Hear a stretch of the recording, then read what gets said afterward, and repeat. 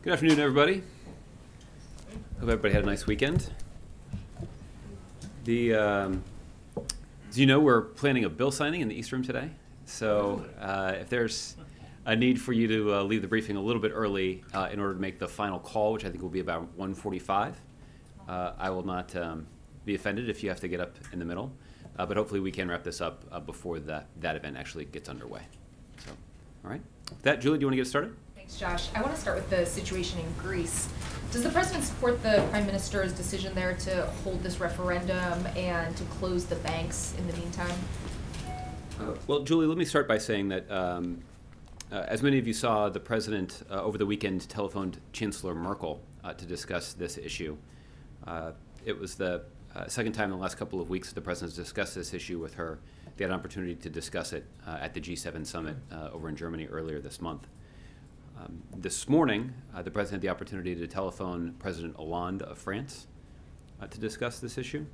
This is also the second time that he has discussed it with President Hollande this month. He had an opportunity to sit down for a bilateral meeting with President Hollande in Germany, where this is among the issues that came up.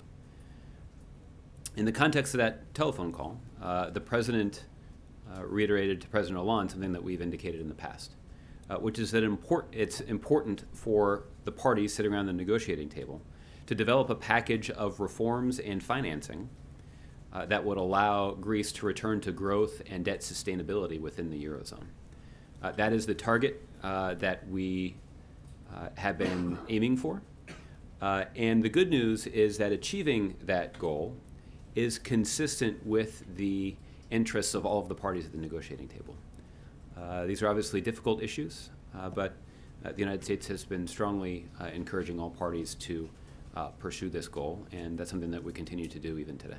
The prime minister in Greece, though, is taking some steps this week. Does the president support what he's doing? Well, obviously they have a democratic process in Greece that they'll have to pursue, and we believe that it's important for all of the sides, even in advance of the referendum, to continue to engage in constructive conversations. And again, ultimately, it is in everyone's interest to reach a solution that allows Greece to return to growth and debt sustainability within the Eurozone, and they can do that if it's coupled with a package of reforms and financing. And that ultimately is, again, in the interest of all of the parties. We have seen strong statements, both from the leaders of Greece, but also from the leaders of the Eurozone countries, reiterating their view that Greece should remain part of the European Currency Union. And we hope that all sides will continue to act in that spirit. What kind of exposure does the president believe the U.S. economy has to the situation in Greece? Well, Julie, the fact is the U.S. Exposure to Greece is small in terms of our direct exposure. And for that reason, and this was even true sort of at the previous height of the Greek crisis back in 2010 and 2011, that Greece does not pose a major direct risk to our banking system. However, what we've said for some time is that robust growth and economic stability in Europe is clearly within the U.S. economic interest, but also in our national security interest as well. And so we do continue to urge all sides to contribute to pragmatic discussions in pursuit of the goal that I described earlier, both because it's in the economic interest of our country, but also in our broader national security interest. On a similar topic closer to home, Puerto Rico says they're having problems paying their debt. Does the president feel like the U.S. federal government has any responsibility to step in this instance? Well, Julie, there's no one in the administration or in D.C. that's contemplating a federal bailout of Puerto Rico. But we do remain committed to working with Puerto Rico and their leaders as they address the serious financial challenges that are currently plaguing the Commonwealth of Puerto Rico.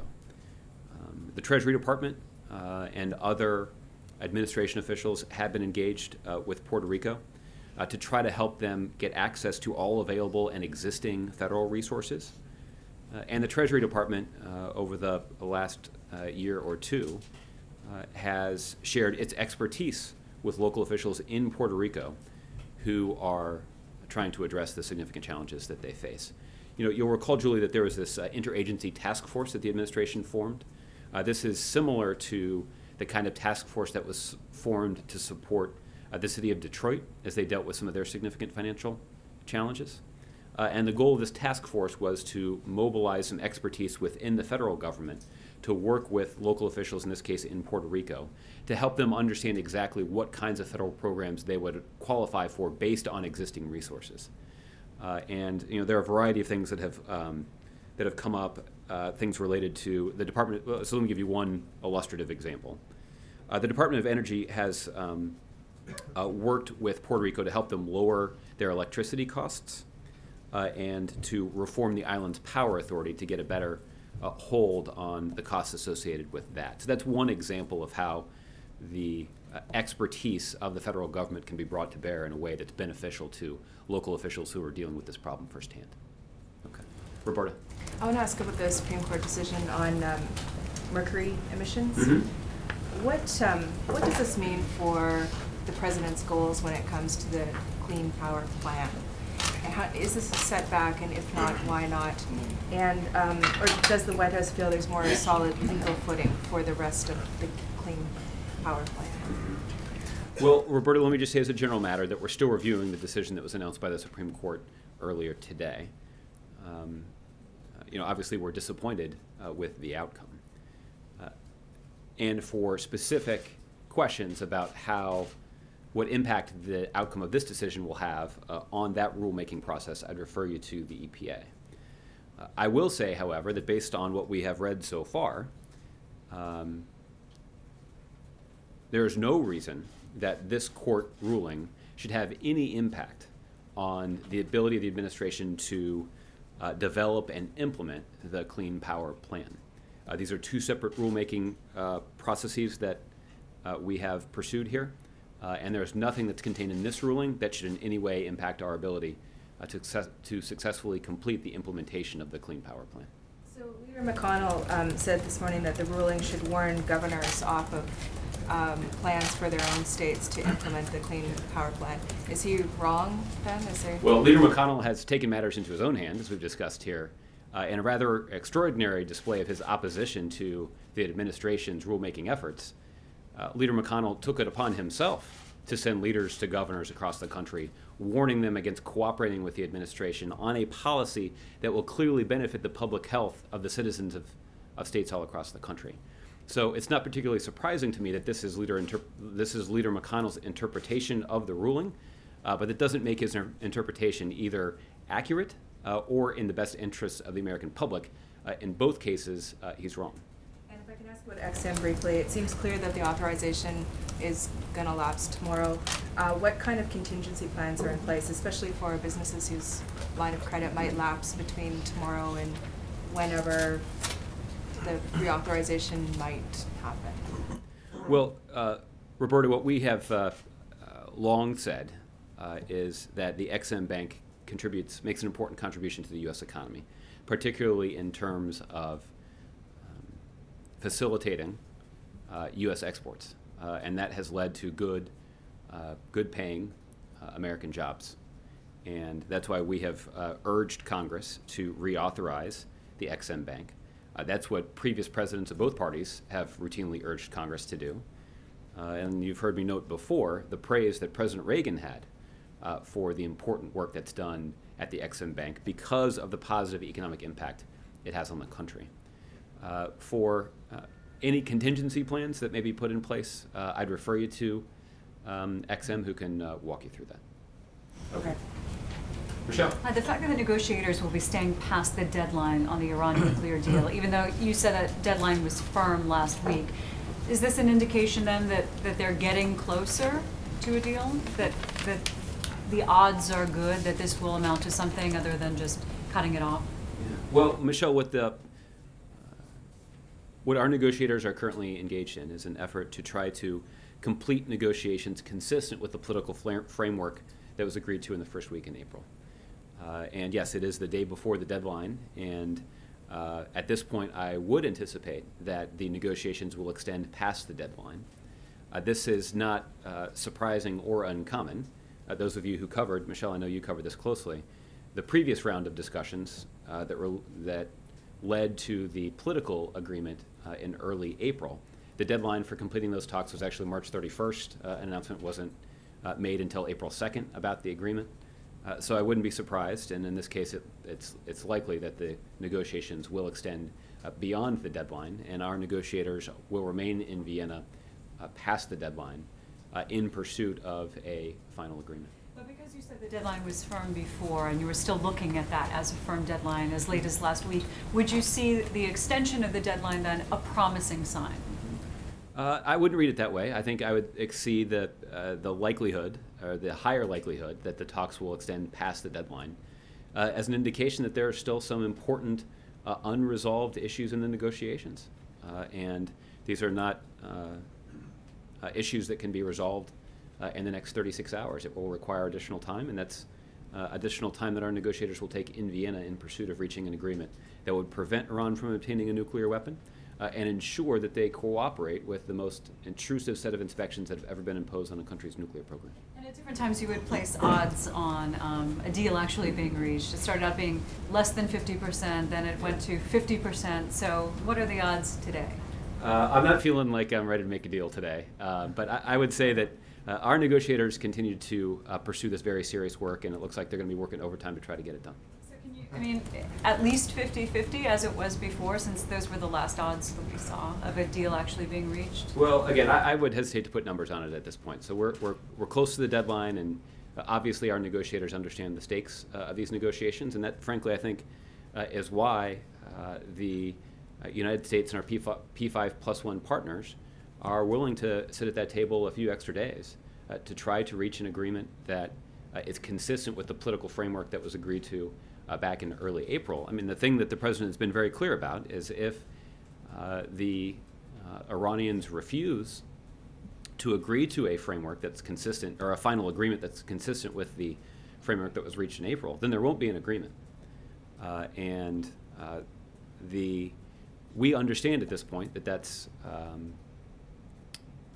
something that the Iranians are hoping to avoid. They would very much like to get some sanctions relief, but there are going to be some serious commitments that they're going to have to make in terms of shutting down every pathway they have to a nuclear weapon and complying with a verification regime to ensure that they're living up to the commitments that they've made. And all of that will be part of any final agreement consistent with the political agreement that was reached back in April. Okay. Jim?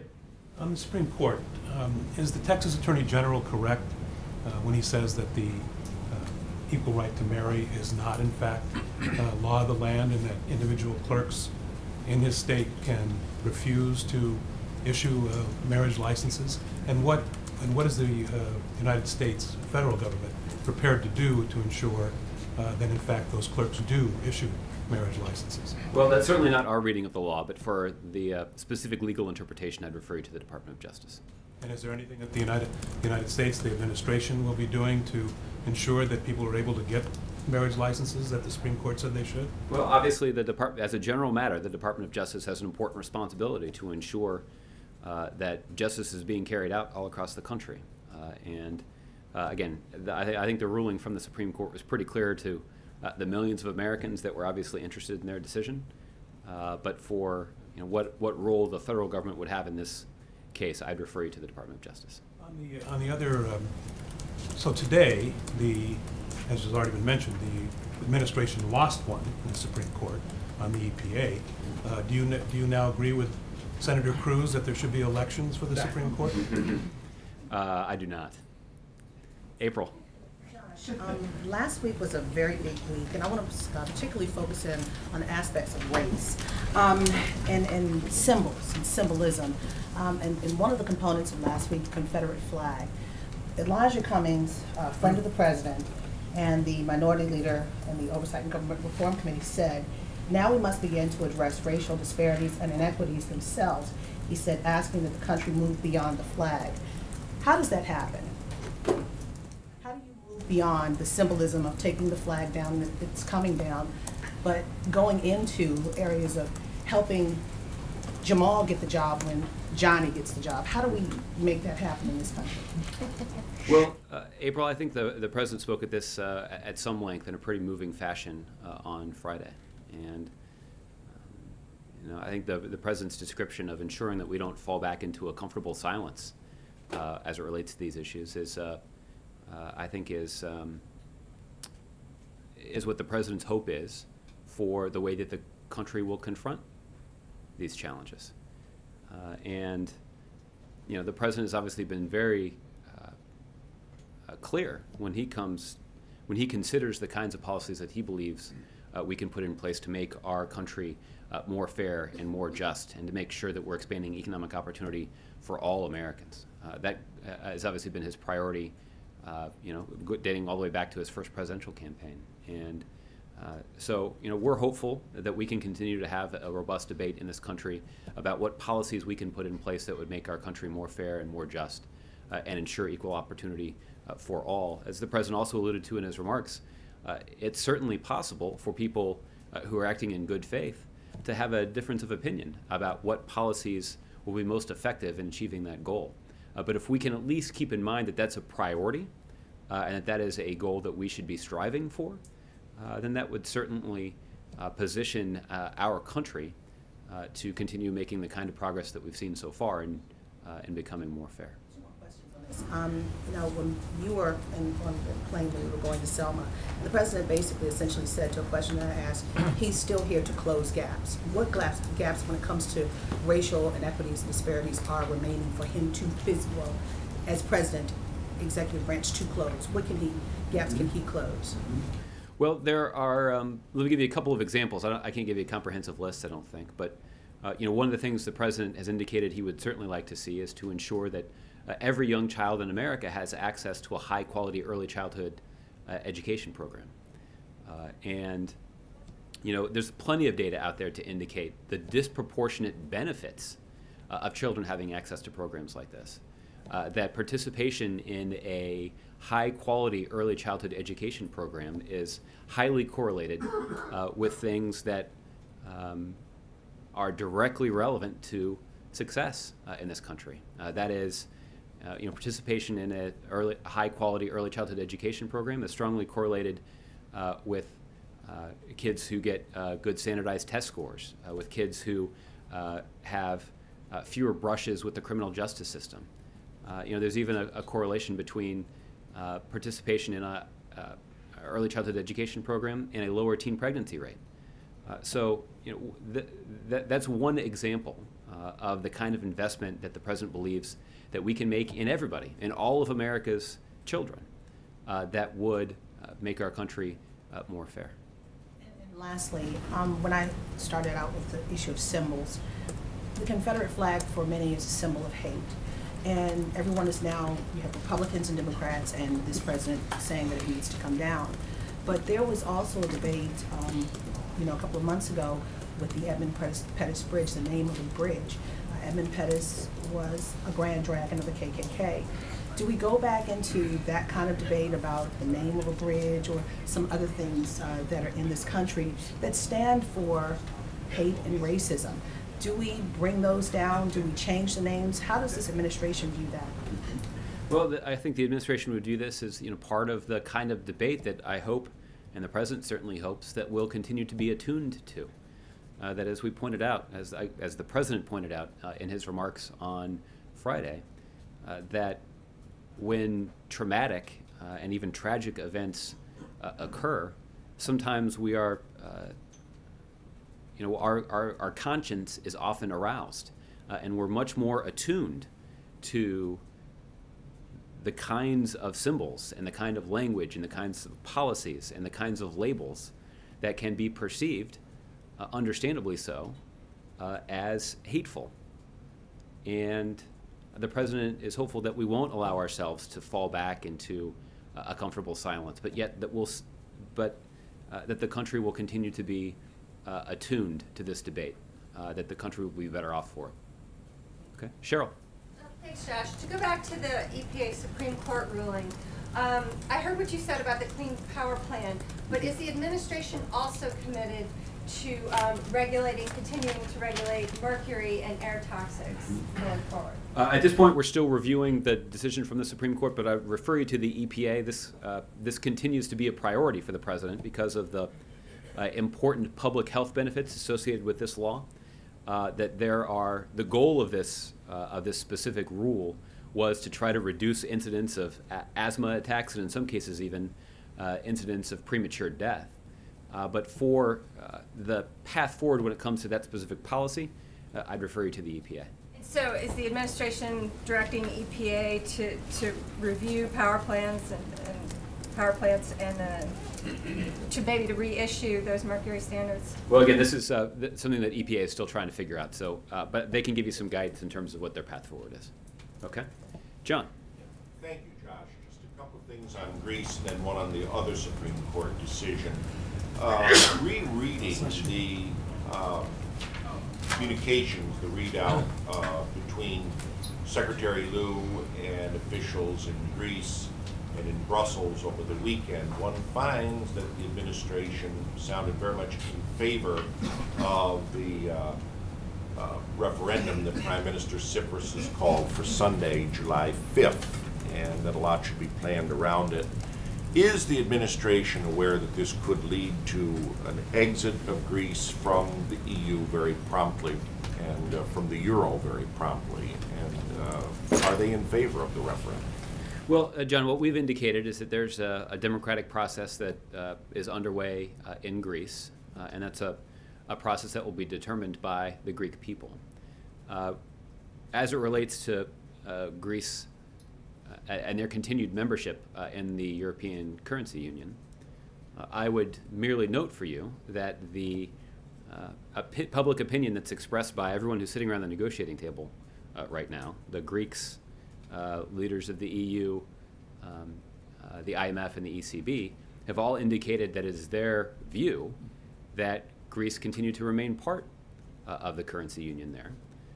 And it is in the interest of the United States for Europe to continue to be closely integrated and strong and effective. And that is the view that we have expressed in the past, and that is what gives us some confidence that the kinds of challenges that are currently being confronted by the negotiators can be addressed through a package of reforms and financing that will allow Greece to return to a path of economic growth and debt sustainability. Shortly before you came up to the podium, Prime Minister Tsipras announced officially that Greece will not be paying its installment of 1.8 billion euros that was due the IMF today. Any reaction on that? Well, John, we've long made clear that we expect the Greeks to keep their commitments. And I'd refer you to the IMF for more information about how exactly the Greeks can do that. Final question. You've addressed the Supreme Court decision on EPA. What is the administration's reaction to the Supreme Court decision upholding special commissions and other bodies to perform redistricting in the states, along with state legislators? John, I'm aware of that Supreme Court ruling today, but let me get back to you with a specific reaction. Okay? All right. Mark. Now let me come back to the Iran talks for a second, Josh. Over the weekend, we had another one of these cases where another Iranian leader said, no, we will absolutely not countenance inspections at military bases. This was a senior Iranian general. Obviously, we've talked a lot about what Ayatollah Khamenei has had to say. Is the administration really confident that in Mohammad Javad Zarif, it's got a man it can negotiate with and get an agreement that will stick? Mark, that's an entirely legitimate question. And this is, well, I hope you'll accept the compliment in the spirit in which it's offered.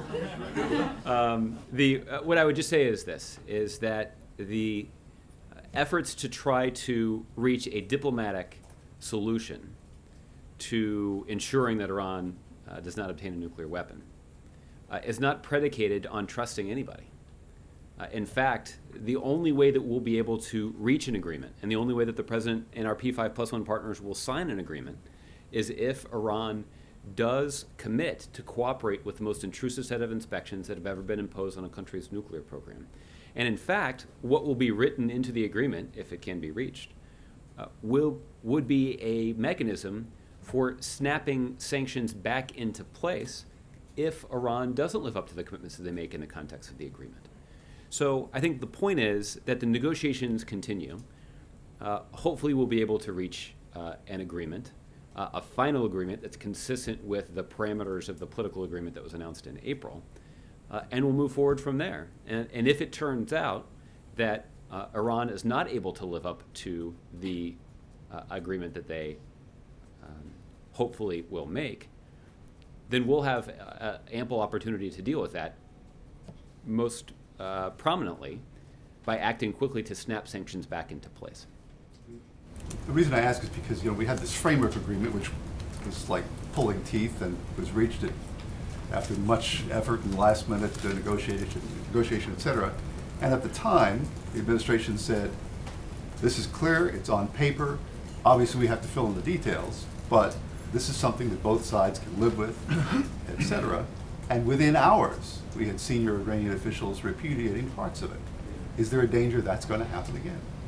Well, let me say a couple things about that. I think the first is, I think that this would be at least one indication to you and other careful observers of this process that the agreement that was reached back in April is one that requires significant commitments from the Iranians.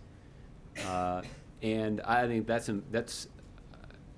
is some of the concerns that we have seen raised by the Iranians, I think, should be one indication that we're requiring, the international community is requiring Iran to make some pretty serious commitments here. But again, I think I just go back to this, that there is no aspect of this agreement that is predicated on trusting anybody in the Iranian government. What is built into this agreement are a set of verification measures that will ensure that international experts have access to Iranian sites and Iranian facilities and even Iranian personnel to ensure that they're living up to the commitments that they make in the context of this agreement. And if they don't, we will have mechanisms written into the agreement outlining exactly what steps will be taken by the international community to snap sanctions back into place.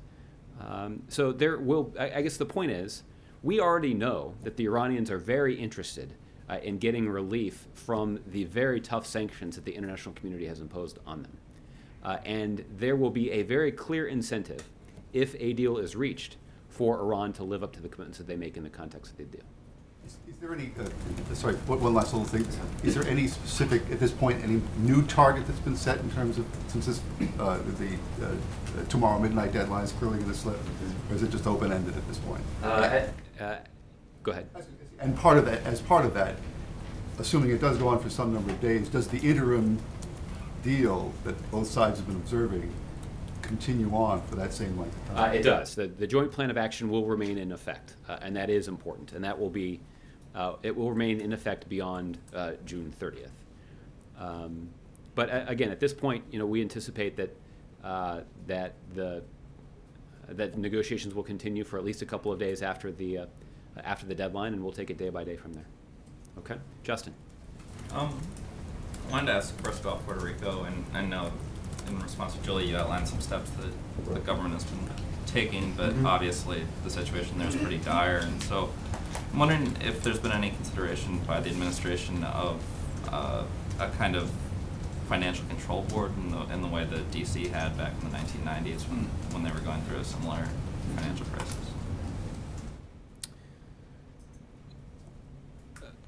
Well, I'll say two things about that. The first is I'll refer back to what I mentioned to Julie, which is that there has been an effort by the administration to put together essentially an interagency task force where experts from the federal government can offer their expertise to the leaders of the Puerto Rico government as they deal with these significant financial challenges. And that has led to a variety of things. One other example is that the Department of Transportation identified more than $750 million for Puerto Rico in available toll credits for use in funding new infrastructure projects. So, obviously the new infrastructure projects would be an important job creator inside Puerto Rico, but would also lay a foundation for their longer-term economic strength.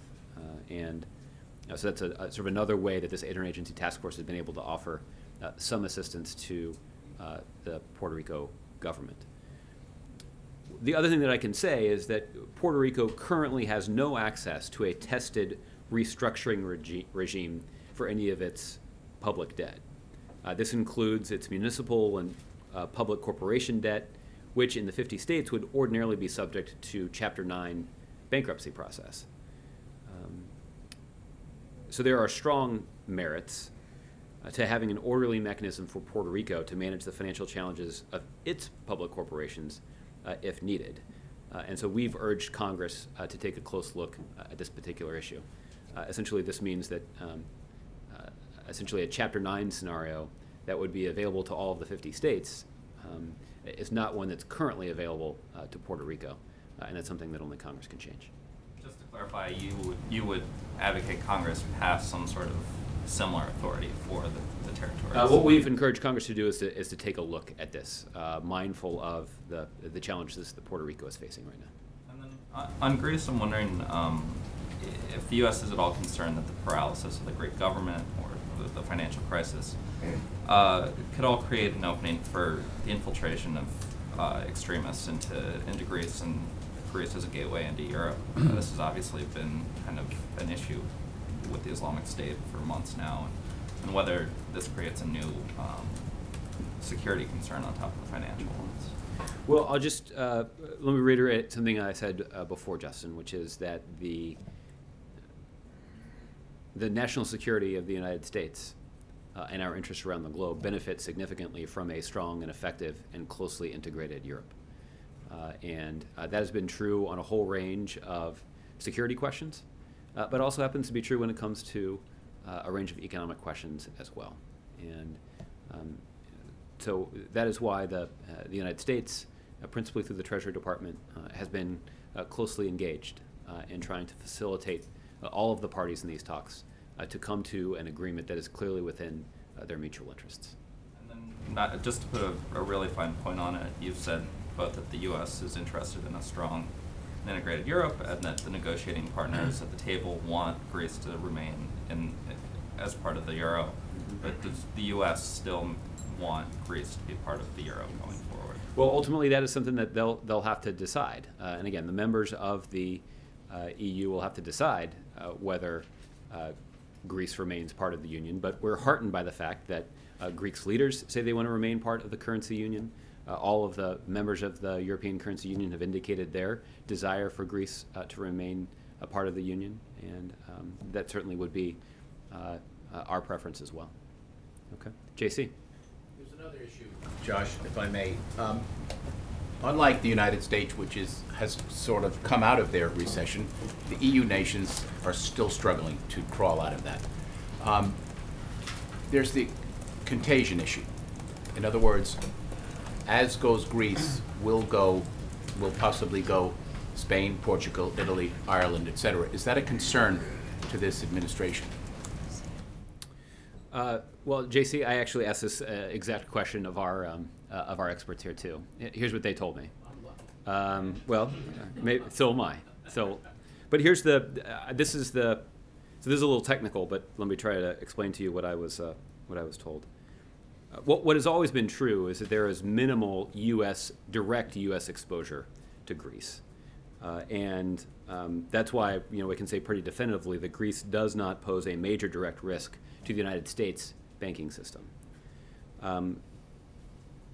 But what's also true is that direct exposures to Greece from banks or other market participants are much lower across the globe than they were in 2010 and 2011, sort of at the other height of this Greek crisis.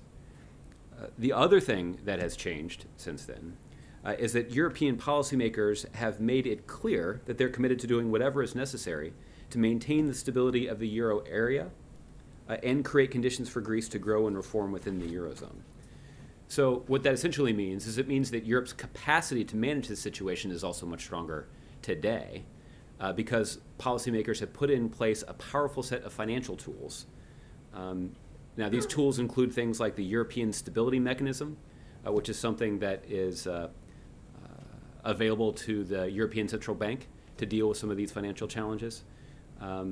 The ECB also has the Single Supervisory Mechanism, which can be used to help support banks.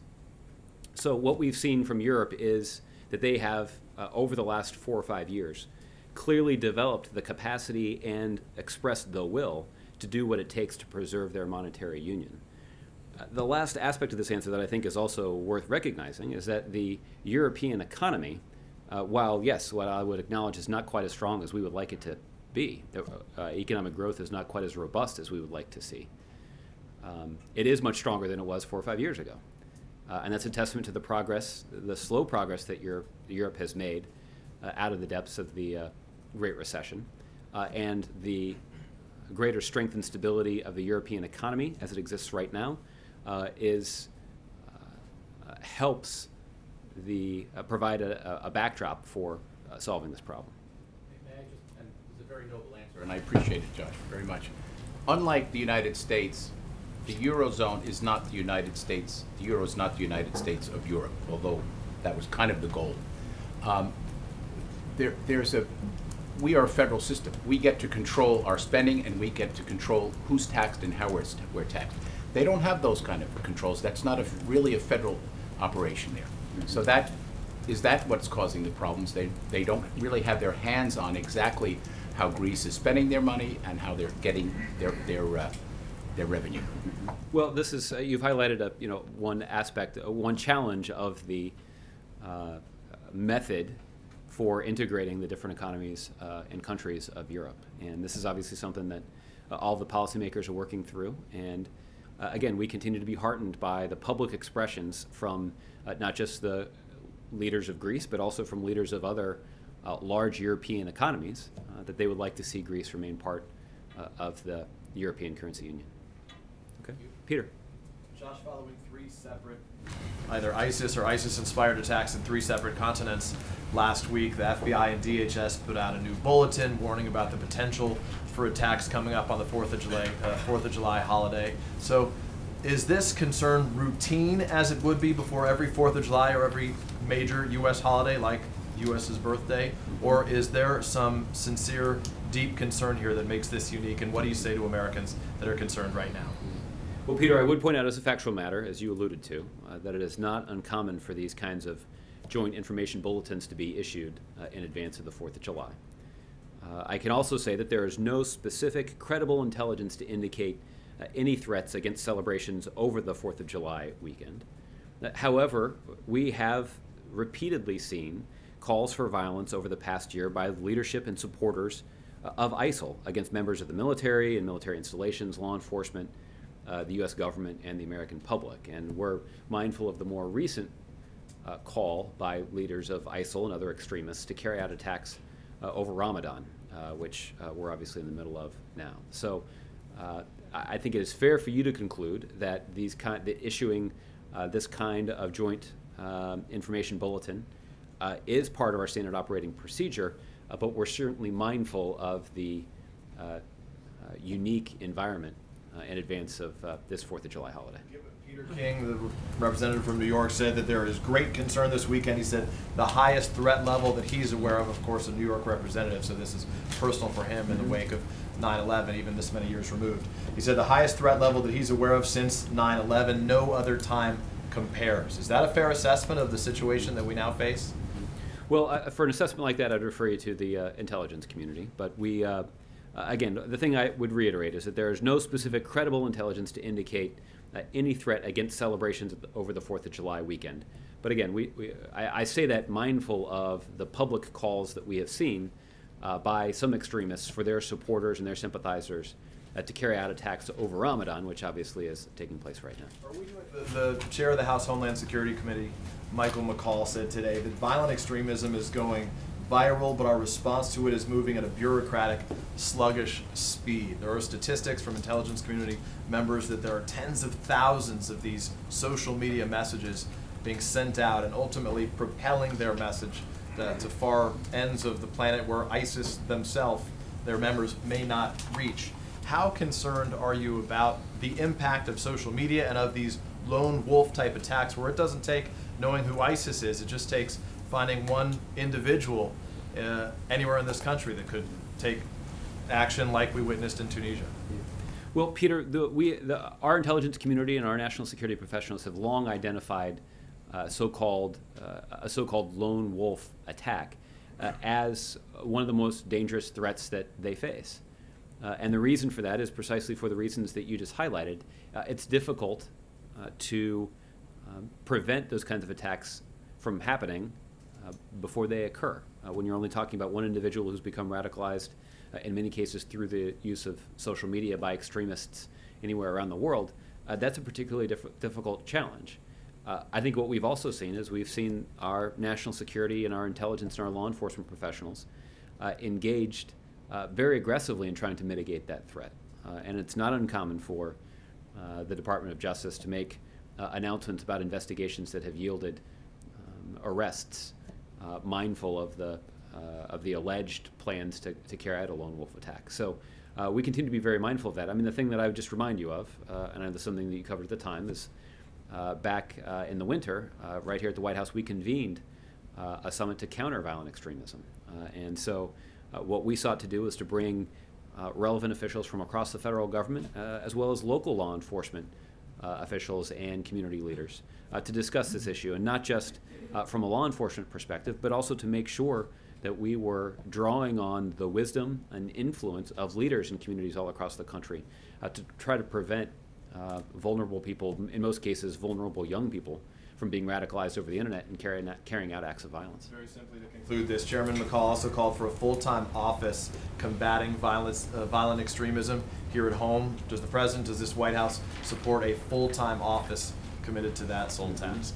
Well, I haven't seen that specific proposal be floated, but obviously this is something that the administration takes very seriously and something we've been working on for quite some time. It obviously didn't require an office to pull together an interagency summit to discuss this important national security priority. But certainly we're open to suggestions like that. Okay, Kevin. Josh, thanks.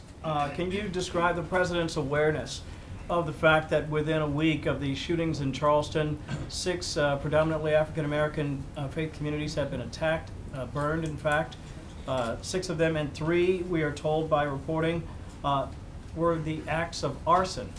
And what is the White House doing to help those faith communities be protected? Well, Kevin, we obviously are, the President had the opportunity to talk about the long history that the Black church has had in this country and the meaning that it has to the African American community and in African American communities all across the country. Unfortunately, we have seen some extremists carry out acts of violence against the Black church or against Black churches across the country, recognizing the power of such violent displays. So obviously, local law enforcement officials have the responsibility to conduct these investigations, and obviously, if federal resources are needed to support those ongoing investigations, they will be provided. I want to follow up on Puerto Rico for just a second. You said no bailout, but I want to ask, what does the White House have to say to the in many cases, hundreds of thousands, millions of Puerto Ricans who live here in the States, from New York to Florida and all over? They're concerned. What are you helping? What are you going to do? What can you do to help our countrymen? What's the general message that you would have for their population? Yeah. Well, I think what we'd say to everybody is that the administration remains committed to continuing to work with Puerto Rico and its leaders as they address the Commonwealth's serious financial challenges. And that, in some cases, that means the Treasury Department lending their expertise to officials in Puerto Rico as they navigate some of the complicated financial aspects of dealing with these broader economic challenges. In other cases, it means convening an interagency task force to offer some advice to the government of Puerto Rico about available and existing federal resources that they could use to benefit both the people of Puerto Rico, but also to benefit their financial situation. So this is something that the federal government has long been in touch with Puerto Rican officials about, but ultimately it's this is going to be the responsibility of the Puerto Rican government to resolve. Just 2 quickies. You talked about ISIS and the sort of global reach given the internet and how it could be a lone wolf, as Peter just pointed out. Can you sort of, in broad brush, talk about the growth of that reach and how it now extends here and beyond?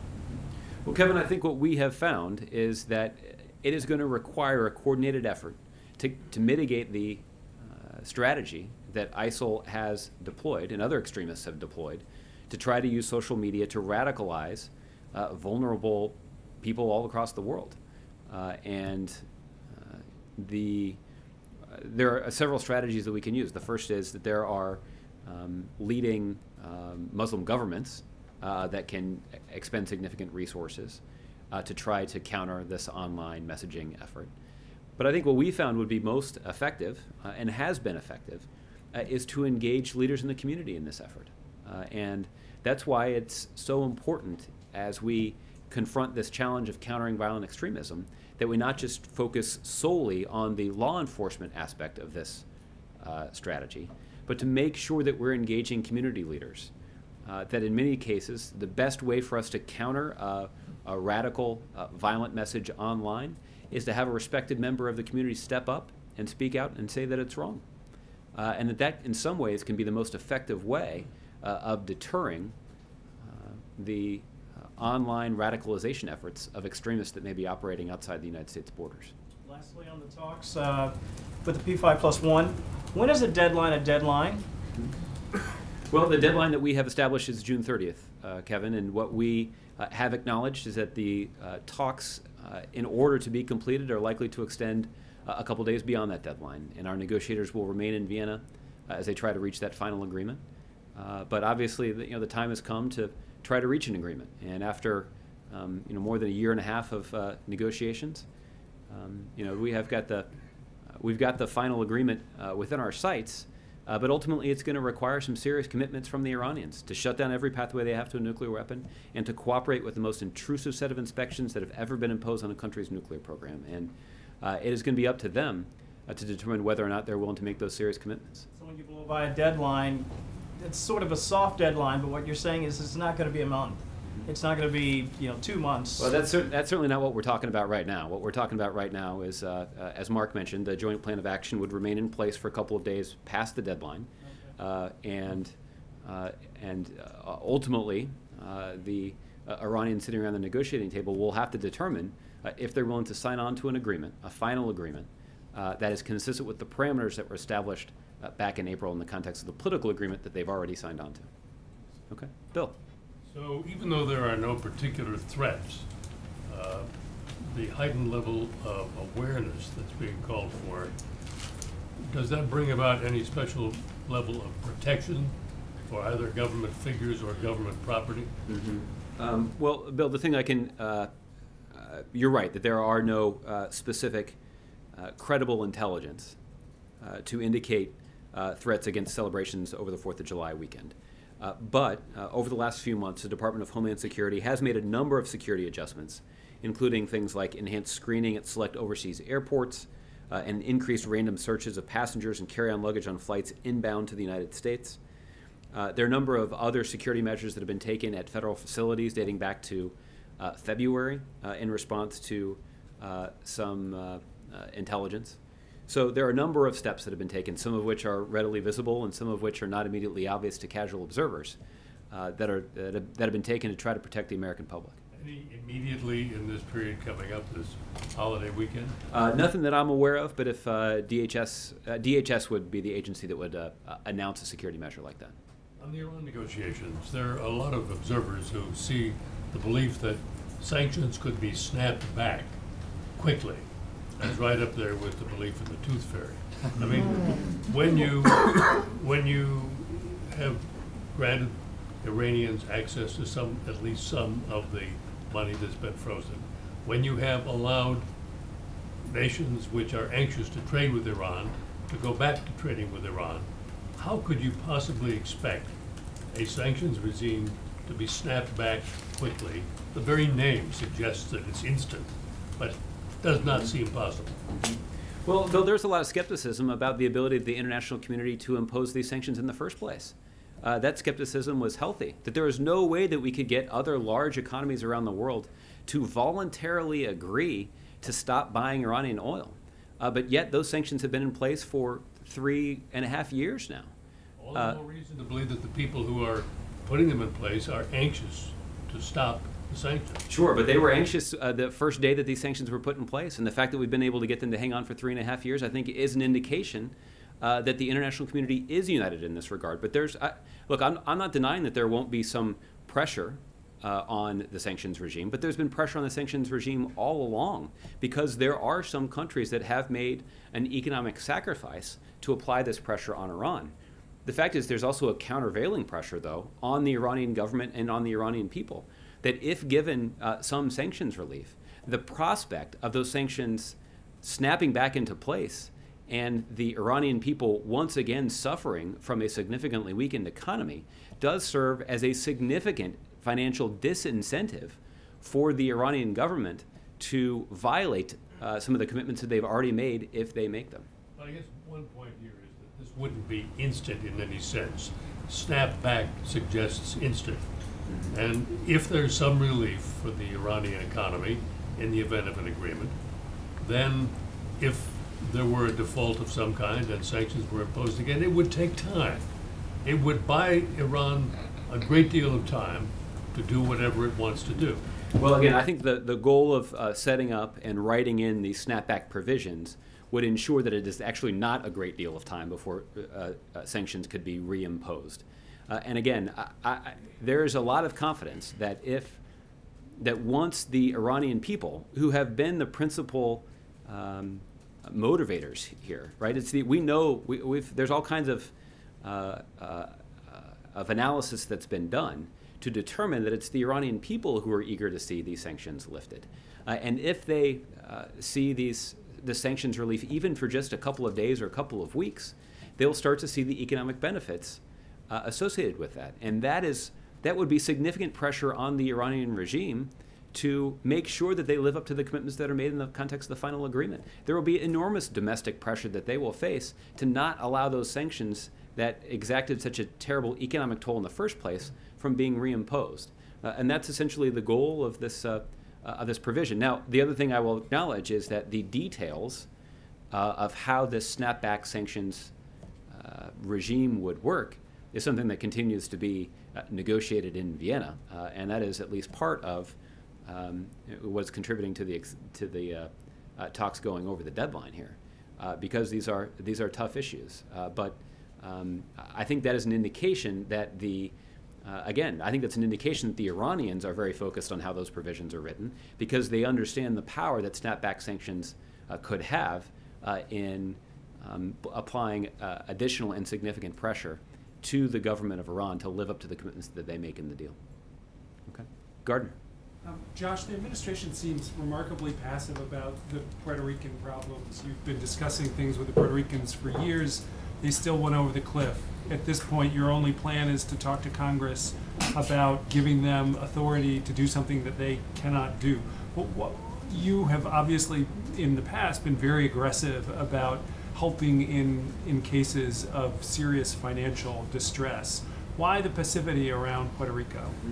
Well, Gardner, I don't think I'd quibble a little bit with the premise of your question. I think that the response that this administration has mounted in the form of the Puerto Rico task force is consistent with the kind of response you saw from the federal government to Detroit's financial challenges. So again, Detroit did not receive anything that could be described as a federal bailout, but they did receive significant advice from an interagency task force that was formed to help them understand the kinds of existing federal resources for which they qualified. And that did have a measurable impact on their ability to turn their financial problems around and to begin to rebuild the economy of that great American city. They've made enormous progress over the last several years. Even local officials in Detroit would tell you that some of that progress is directly related to the kind of support that they received from the Obama administration. So this is a template that we hope to follow in Puerto Rico. And again, this is consistent with the responsibility of the administration to not provide a bailout, but to provide important advice and expertise that can be used by the leaders of Puerto Rico to try to address these significant financial challenges that they face. Okay. Bill Press. One other Supreme Court decision we haven't talked about yet is the one on the death penalty. While upholding the lethal injection cocktail, The court did. Justice Breyer and Justice Ginsburg issued a pretty blistering dissent saying the court had not gone far enough, that now it's clear, as it may not have been 30 years ago, that the death penalty violates the Constitution of the United States and should be abolished. Does the President agree? If not, what's his position on the death penalty? Well, Bill, this is obviously something that the President's spoken about a couple of times, and I can get you some other examples of where the President has talked about this publicly. But the President's principal concern over the years has been with the way that the death penalty has been implemented, and that there are documented cases where there are some biases and some flaws, frankly, in the criminal justice system as the death penalty was applied. And the President does have significant concerns about that, and those are concerns that he's expressed previously. Well, that was Justice Breyer's chief argument, one of them, that there's such a disparity that people, in terms of race, in terms of income, in terms of geography, and who gets a death penalty and who doesn't, that it's really time to reconsider its constitutionality. Would the President go that far? It's time to take another look at it? I don't think the President has gone quite that far at this point, but the President more generally has talked about his genuine interest in trying to pursue some reforms of our criminal justice system, and he's heartened by the fact that there is some interest on the other side of the aisle in those issues as well. And so I would anticipate that criminal justice reform is something that we'll have the opportunity to talk about over the course of the next several months at least. And I wouldn't be surprised if this particular issue comes up in the context of those discussions. As a continuum, thinking of the things he talked about in Charleston even, he mentioned we've got to go beyond the flag. You have to talk about schools, we've got to talk about jobs, we've got to talk about the disparity of young African Americans and their arrest record by police, the number in prisons. It seems that would lead to also that the poor person of color is much more likely to get the death penalty. Well, again, Bill, I think you're certainly raising a relevant point here in the context of criminal justice reform and some concerns that have been raised about the disproportionate impact of some punishments and the disproportionate impact of some decisions that are made in the criminal justice system in the United States on a daily basis. Thanks, Josh. So, all right. Mark, I'll give you the last one here. Thanks. As we discuss the debts in Greece and Puerto Rico, can you tell me whether the White House has studied the warnings about the national debt issued a couple of weeks ago by the Congressional Budget Office, talking about its unsustainability, the dangers that it poses in the out years, that even with reduced deficits, continue to grow the public debt? Mark, what we've been very mindful of is the need to ensure that we keep our deficits and our debt on a declining path here as a share of the broader economy. And that is something that the President's been very focused on. You'll recall that since the President's been in office, we've actually been able to reduce the federal deficit by 2/3. And that represents substantial and important progress to preserving our nation's fiscal health, not just in the short term, but over the medium term. But there's no denying that there are some longer-term challenges over the horizon, and it will require the United States government at some point to act in bipartisan fashion to make some difficult decisions. Unfortunately, we haven't seen a lot of that spirit of bipartisanship as it relates to difficult decisions in Congress in great abundance. All of you will prepare to cover a bill signing ceremony, however, that does reflect some genuine bipartisanship. And I think we have acknowledged that we're hopeful that those bipartisan muscles that were flexed in passing trade legislation could lead to other bipartisan agreements. But the prospect of a broader bipartisan agreement that might resolve the long-term fiscal challenges of the country might be a bridge too far. Okay. Thanks, everybody. Have a good afternoon.